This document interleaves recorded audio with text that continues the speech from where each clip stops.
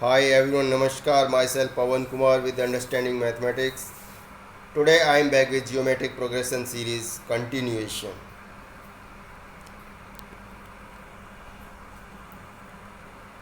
Points of discussion that we were what is GP series, GP is based on what is nth term of GP. All these 3 points has been discussed in our previous discussion. So let us proceed for the remaining points of geometric progression series. These are sum of n terms of GP, sum of indefinite terms of GP, mean of GP series, how to insert mean in between given terms of GP, algebraic expression of GP series. आज के discussion में हम गुणोत्तर श्रेणी के पदों का योग, इंडेफिनिट टर्म वाली गुणोत्तर श्रेणी के पदों का जोड़, गुणोत्तर श्रेणी का माध्य और दिए गए पदों के बीच में मीन टर्म्स कैसे डालते हैं और अलजेब्रिक एक्सप्रेशन गुणोत्तर श्रेणी का किस प्रकार से व्यक्त किया जाता है, ये सारी चीज़ें देखेंगे। आज के डिस्कशन में हम जियोमेट्रिक प्रोग्रेशन सीरीज़ यानी कि गुणोत्तर श्रेणी को पूर्णतया कंप्लीट करेंगे। This is the recap of the previous discussion where we have shown 2, 6, 1854, 162, 486, 1458 means we took 7 terms and told that 2 is the first term, 1458 is the last term. Similarly, if we take any of the 2 consecutive terms and the first one is called preceding term and the second one is called the succeeding term.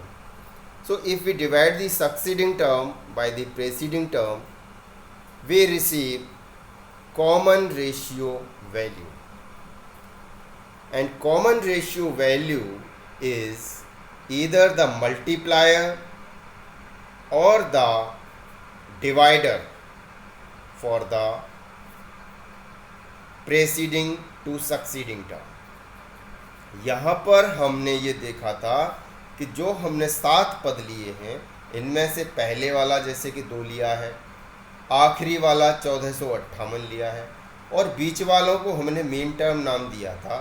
साथ ही हमने ये देखा था कि यदि हम कोई भी 2 क्रमागत पद उठा लें तो पहले वाले को प्रेसीडिंग बोलते थे और बाद वाले को सक्सीडिंग बोलते थे, और सक्सीडिंग वाले यानी बाद वाले को पहले वाले पद से विभाजित कर दें तो हमको एक कॉमन रेशियो मिल जाता था, और ये कॉमन रेशियो ही हमारे लिए या तो मल्टीप्लायर बनता है या डिवाइज़र बनता है। जैसा कि हम यहाँ पर देख पा रहे हैं 2 3 जा 6 है, 6 3 जा 18 है, 18 3 जा 54। सिमिलरली अगर हम इसे उल्टा करके देखेंगे तो 1458 divided by 3 becomes 486, 486 divided by 3 becomes 162. So likewise we can see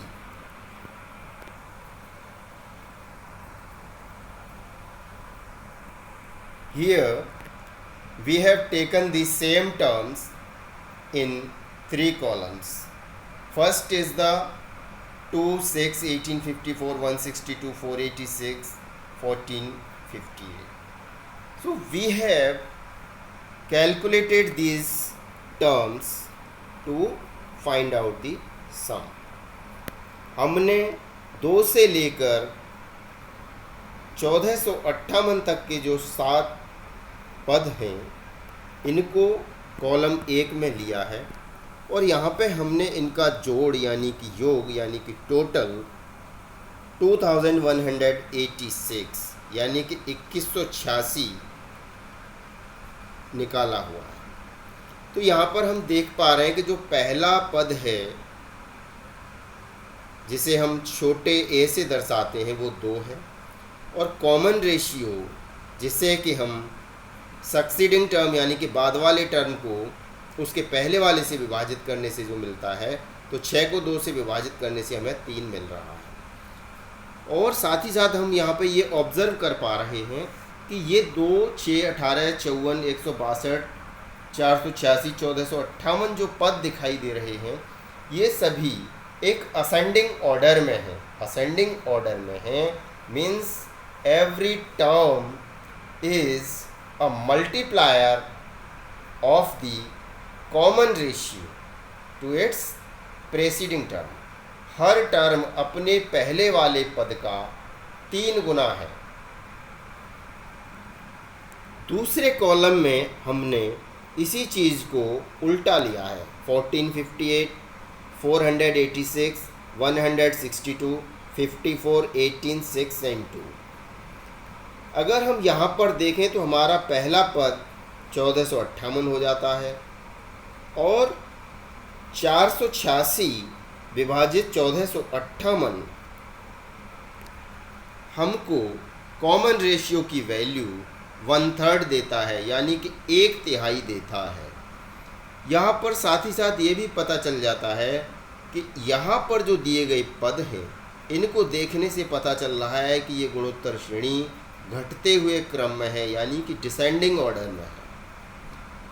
साथ ही साथ हमने तीसरे कॉलम में लिया है पहला पद 2, दूसरा भी 2, तीसरा भी 2, सभी सातों पद 2-2 हो जा रहे हैं। क्यों हो जा रहे हैं? क्योंकि यहाँ पर जो कॉमन रेशियो है उसकी वैल्यू 1 है, और वैल्यू 1 होने पर जब हम r की पावर कितनी भी चढ़ा दें, लेकिन बेस जब 1 है तो 1 ही आएगा, और 1 को उसके मल्टीप्लायर से गुणा करने पर 2 ही आता है।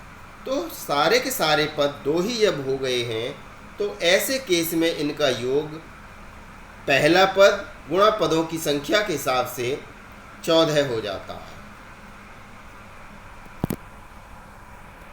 We could see common ratio R is greater than 1, R is less than 1, R is equal to 1।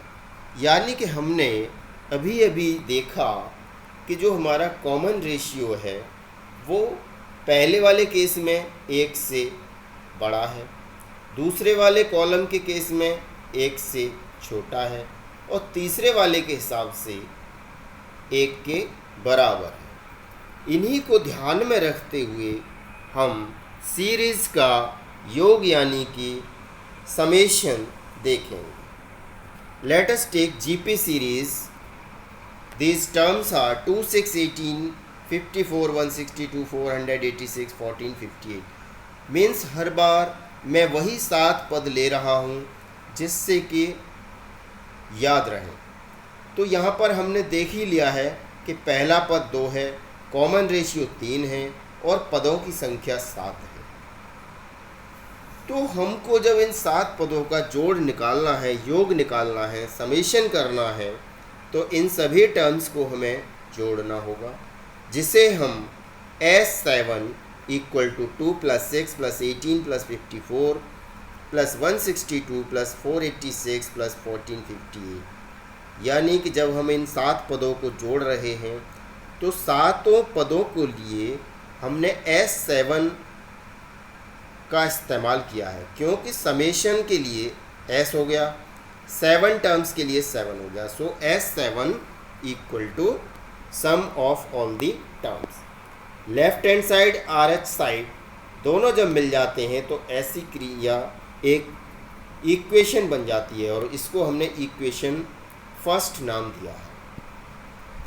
On multiplying both side by 3 = R। यानी कि यदि हम इस इक्वेशन को कॉमन रेशियो से, जिसकी वैल्यू 3 है, दोनों तरफ मल्टीप्लाई यानी कि गुणा कर दें तो हमको 3S7 = 3 2 = 6, 3 6 = 18, 18 3 = 54, and likewise last term 4374 is received। इसे हमने इक्वेशन नंबर 2 नाम दिया है।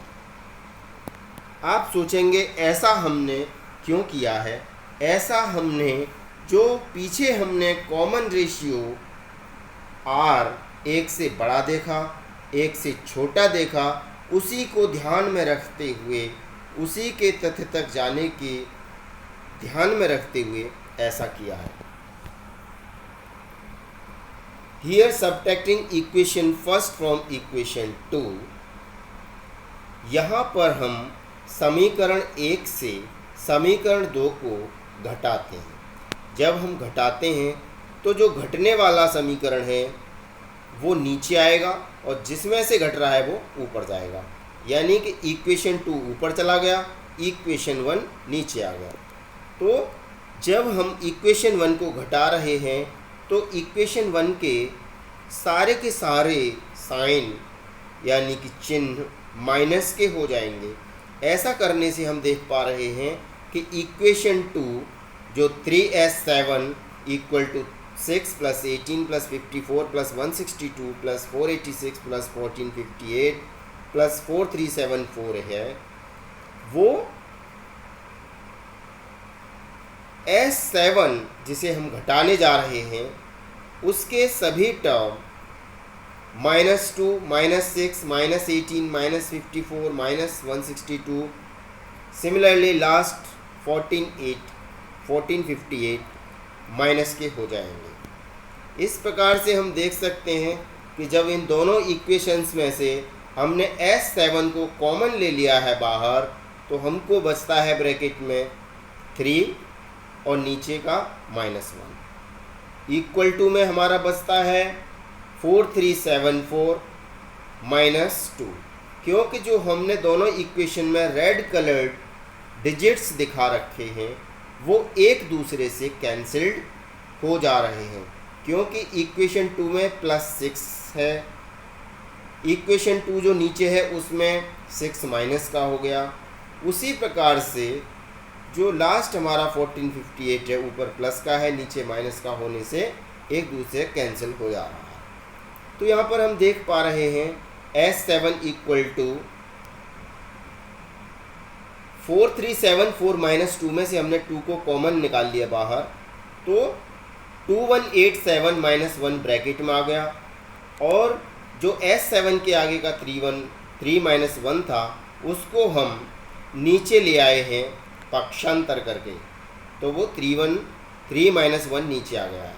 इस प्रकार हमने देखा कि s7 बराबर हो जाता है 2 × 2187 इज़ 3 की पावर 7 -1 डिवाइडेड बाई 3 -1, यानी कि जो हमारा 217 है वो 3 की घात 7 है। यहाँ पर हम देख पा रहे हैं कि जो 7 पदों का 7 टर्म्स का योग है, समेशन है, वो हमारा 2 × 3 की पावर 7 -1 डिवाइडेड बाई 3 -1 आ जाता है, जिसे हम एल्जेब्रिक एक्सप्रेशन में अगर व्यक्त करें तो हमारी जो एल्जेब्रिक सीरीज होती है, गुणोत्तर श्रेणी होती है, उसे हम AR square, AR cube, so on up to m terms तक ले जाते हैं। तो उसी के संदर्भ में हम इसे इस प्रकार से लिखेंगे, summation of n terms Sn equal to A × r⁻⁴ n -1 divided by r-1, यानी कि n पदों का जोड़ बराबर होता है पहला पद गुणा कॉमन रेशियो की घात n -1 विभाजित common ratio -1। Similarly, on subtracting equation 2 from equation 1, इसी प्रकार से हम देखते हैं कि यदि इक्वेशन 2 में से इक्वेशन 1 को घटा दें हम, तो हमको जैसा कि यहाँ पे हमने दर्शा ही रखा है s7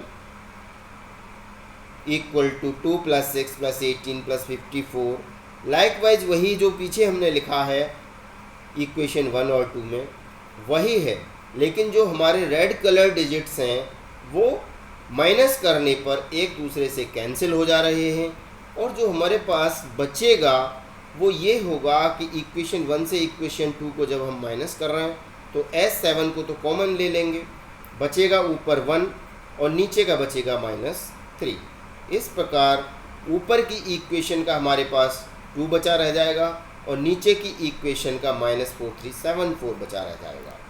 इस प्रकार देख रहे हैं कि S7 जो समेशन ऑफ 7 टर्म्स है वो हमारा 2 - 4374 में से 2 को कॉमन ले लिया है, तो ब्रैकेट में 1 - 2187 बचेगा, और 1 - 3 को ट्रांसपोज करके पक्षांतर करके हम नीचे ले आए हैं विभाजन में 1 - 3। इस प्रकार देखा कि Sn is equal to 2 into 1 - 3 की power 7 divided by 1 - 3।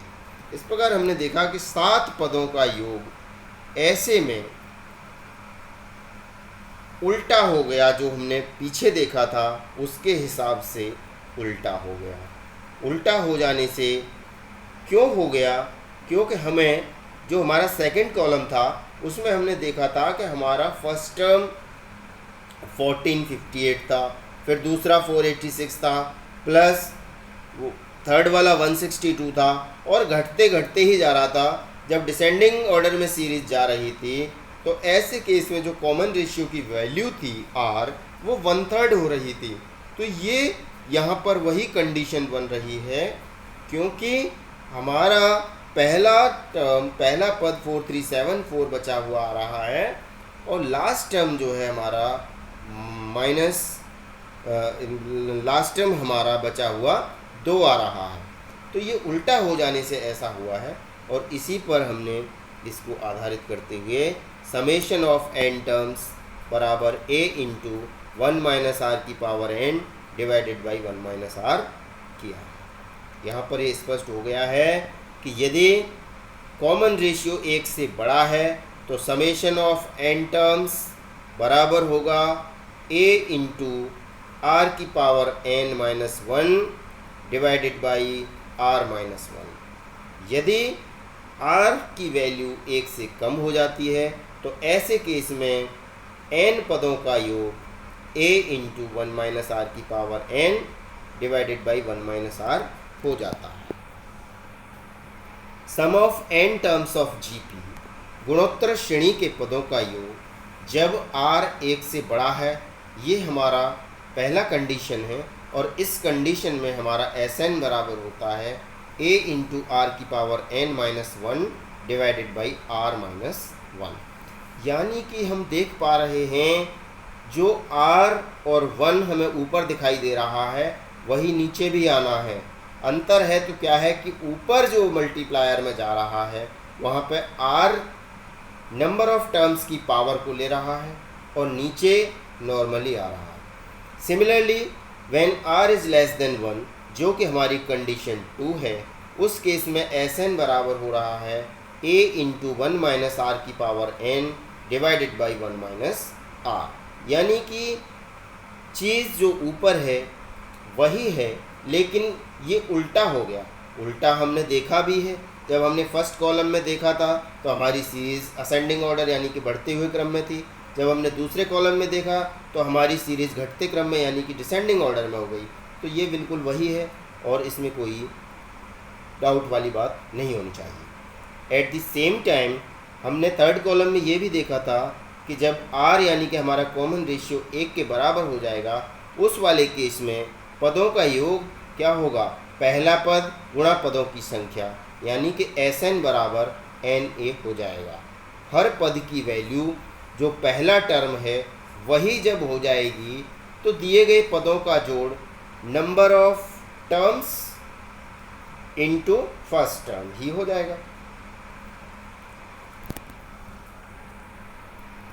Similarly, when GP terms are indefinite or infinite and first term is a and common ratio is less than 1 like 1/2, then sum of infinite terms S infinite equal to a upon 1 minus r when common ratio r is less than 1 or greater than minus 1.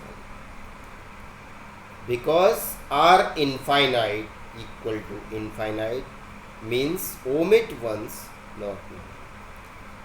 यहाँ पर हमने ये देखा कि अगर गुणोत्तर श्रेणी के पद इनफाइनाइट हो जाएं, उनकी संख्या पता ही ना चले, तो ऐसे केस में हम ऐसी श्रेणी के पदों का योग कैसे निकालेंगे?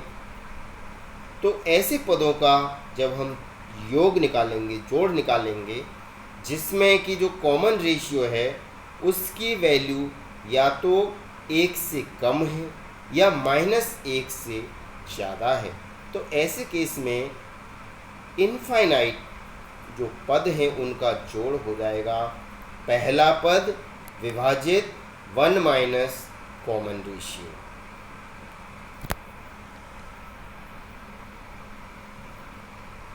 Again we have come to mean. As we have discussed this mean during our arithmetic progression series also, and same thing has come again. So mean means madhya or average of the geometric progression series. Here 3 conditions exist. When 2 terms are there, then square root of their product is the GP mean. Like GP mean of 2 and 18 is square root of 2 into 18 equal to 6. यहाँ पर हम ये देखते हैं कि गुणोत्तर श्रेणी का माध्य निकालने के लिए 3 कंडीशन हमें देखने को मिलती हैं। पहली तो ये कि यदि 2 पद दिए गए हों तो उनका माध्य निकालने के लिए हमें क्या करना है? उन दोनों पदों के मल्टीप्लिकेशन को, प्रोडक्ट को क्या कर देना है? स्क्वायर रूट कर देना है, उनका स्क्वायर रूट निकाल लेना है, तो हमको मीन मिल जाएगा। The second condition is when 3 terms are there then middle term is the mean of GP. Like in 2, 6, 18 mean is 6. दूसरी कंडीशन ये है कि यदि 3 पद दिए गए हों तो गुणोत्तर श्रेणी का माध्य बीच वाला पद होगा। जैसा कि यहाँ पे दिखाया गया है 2, 6, 18 3 पद हैं, तो इनका माध्य जो होगा वो 6 आएगा। Third condition is when more than 3 terms are there like 2, 6, 18, 54 then the mean of geometric progression series is the nth root of the product of the given terms. यदि 3 से ज़्यादा पद दिए गए हैं तो इनका गुणोत्तर माध्य इनके गुणनफल का nth रूट यानी कि जितने पद दिए गए हैं उसी की संख्या में स्क्वायर रूट निकालना होगा। How to insert GP terms in between given terms. दिए गए गुणोत्तर श्रेणी के पदों के बीच में पद कैसे डालें? Like insert 3 terms in between 3 and 48। जैसे कि गुणोत्तर श्रेणी के 2 पद दिए गए हैं 3 और 48, इनके बीच में 3 पद डालने हैं। जब आप 3 पद डालेंगे तो 2 पद आपको पहले ही दे दिए जा रहे हैं और 2 के बीच में आपको 3 डालने से कुल पदों की संख्या 5 हो जाएगी। तो पहला पद आपने देखा कि 3 ही रहेगा, दूसरा पद नहीं मालूम, तीसरा नहीं मालूम, चौथा नहीं मालूम, लेकिन आखिरी आपको मालूम है 48। Here we observe first term a is equal to 3, fifth term t5 is equal to 48. In our previous discussion, we came to know about nth term of the GP. गुणोत्तर श्रेणी का nवां पद कैसे निकालते हैं उसके बारे में हम पिछले डिस्कशन में पढ़ चुके हैं। Then using formula Tn equal to a into r raise to the power of n-1, यानी कि गुणोत्तर श्रेणी का nवां पद बराबर होता है पहला पद गुणा कॉमन रेशियो की घात n-1। तो यहाँ पर Tn यानी कि T5 पांचवा पद की वैल्यू हमको मालूम है 48 है, और फर्स्ट टर्म ए की भी वैल्यू मालूम है 3, सिर्फ कॉमन रेशियो की वैल्यू हमको नहीं मालूम है। तो putting the values 48 equal to 3 into r की पावर 5-1 यानी कि 4। सो 48 is divided by 3 gives 16, which is equal to r raised to the power 4, and we are knowing that 16 is the 2 raised to the power of 4। हम ये जानते हैं कि 16 2 की घात 4 होता है, जो कि r की पावर 4 के बराबर है। ऐसे में जब हम देख रहे हैं कि left hand side r side में पावर्स बराबर हो गई हैं, तो वो एक दूसरे के लिए कैंसिल हो जाएंगे और r की वैल्यू हमको 2 मिल गई, यानी कि कॉमन रेशियो की वैल्यू हमको 2 मिल गई। जब हमको कॉमन रेशियो की वैल्यू मिल गई तो बीच के टर्म आसानी से डाल सकते हैं। दूसरी बात, हम यहाँ से ये भी देख लेते हैं कि जब लास्ट टर्म हमको मालूम है और फर्स्ट टर्म भी हमको मालूम है, तो क्यों ना हम लास्ट टर्म को फर्स्ट टर्म से ही डिवाइड कर दें। ऐसा करने से हमको 48 डिवाइडेड बाई 3 करने पर 16 मिल जाता है, और 16 हमारा 2 की पावर 4 होता है। एट द सेम टाइम हमें ये भी मालूम है कि जो हमारा nth टर्म होता है उसकी वैल्यू a इंटू आर की पावर n-1, यानी कि जो नंबर ऑफ टर्म्स होते हैं उसके हिसाब से जो कॉमन रेशियो होता है उसकी वैल्यू 1 कम होती है। तो यहाँ पर बड़े आसानी से आपको पता चल गया कि जो 16 है वो 2 की पावर 4 के बराबर हो गया है, और 16 जो है 2 की पावर 4 होता ही है, तो कॉमन रेशियो की वैल्यू आपको 2 मिल गई। ऐसे में 3 टर्म्स विल बी 3 इंटू 2, यानी कि पहला पद जो दिया है 3, उसका 2 गुना हो जाएगा 6 दूसरा पद, और दूसरा पद है 6, उसका 2 गुना 12 हो जाएगा तीसरा पद, और 12 गुना 2 यानी कि 24 हो जाएगा चौथा पद। इस प्रकार पांचवा पद तो दिया हुआ है 48, हेन सीरीज विल बी 3, 6, 12, 24, 48। इस प्रकार हमने देखा कि जो हमारी गुणोत्तर श्रेणी है वो 3, 6, 12, 24 और 48 हो जाएगी। इसमें भी जो हमने बीच में 3 पद डाले हैं वो हमारे 6, 12 और 24 हो जाएंगे। ये गुणोत्तर श्रेणी पर आधारित series question are oftenly asked in the competitive examination, and many a times it becomes very difficult to identify it. So if we are well versed with the geometric progression series as well as arithmetic progression series, we are able to answer quickly the questions based on series. यदि हम गुणोत्तर श्रेणी और समानांतर श्रेणी से वाकिफ़ हैं तो परीक्षा में पूछी गई श्रेणी के सवालों को आसानी से पहचान कर हम जल्दी से जवाब दे पाते हैं। Please try to solve. Here we have given a question set of 6 questions. So please try to answer based on the discussion that we have had today. यदि आज के डिस्कशन में हमारे द्वारा समझाई गई चीज़ें आपको समझ में आई हैं तो उनके आधार पर ये 6 प्रश्न हम दे रहे हैं, इनका उत्तर देने की कोशिश कीजिएगा। First question is in GP series 5, 10, 20, 40, 80, 160 find sum of term. प्रश्न 1 ये कहा गया है कि गुणोत्तर श्रेणी के पद 5, 10, 20, 40, 80, 160 हैं, तो पदों का योग क्या होगा। Question number 2 is if first term is 7, common ratio is 2, then fourth term T4 will be what.